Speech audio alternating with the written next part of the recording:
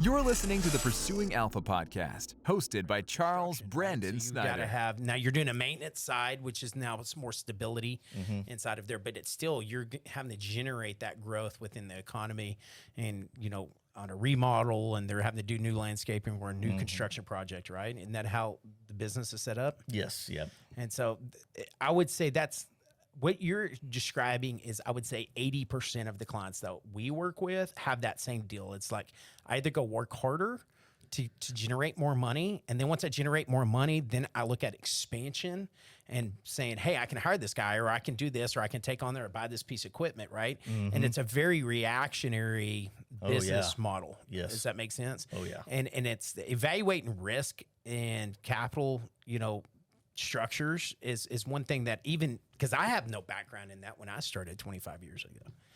And so I did it because mom was an accountant, dad ran a business, and I was stuck in the middle, right? And when you're 19 and you're going, hey, you run a print shop, you know, and I'm going to college, and I'm like, hey, I can go sell this stuff. And so I was selling T-shirts, the fraternities, all that stuff.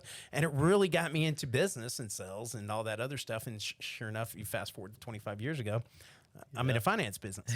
But it bewilders me to understand that I would say 80% business owners do it by their hip. Yep. And they do it by intuition and just really trying to hone in on the experience.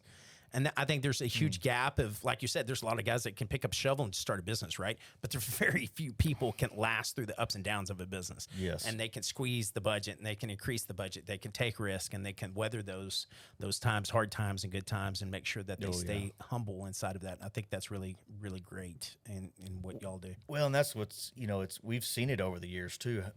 There's been, I don't know how many guys, and a lot of guys still here in town that worked with us, started with us, and then went out and started their own business. And, you know, there's some of them, I see them working for somebody else. They didn't like the business side of it. And there's other guys that have struggled and then kind of figured it out. But, you know, meanwhile, even as hard a time as we give my dad sometimes, he stayed here, stayed steady, and has made it work. So, I mean, he knows something. Yeah. Not to say that we don't need to improve, but I think everybody can improve. And if you don't improve, then you're dying. Right. Yeah, and so I never have that assumption that anybody can improve, because I really just, every business I've ever seen always has that things, man, if I improve that one thing, I might be able to get something better out of this. Right.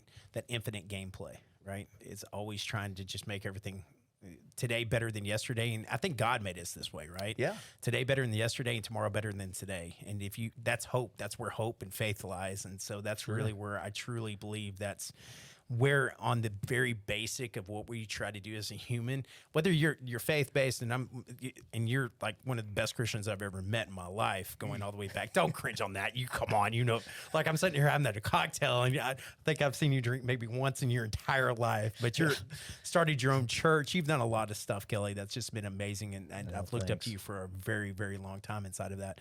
But I'm also saying there's a lot of things that, if you don't have the grit side, you can't survive, because it's never going to be rosy all the time.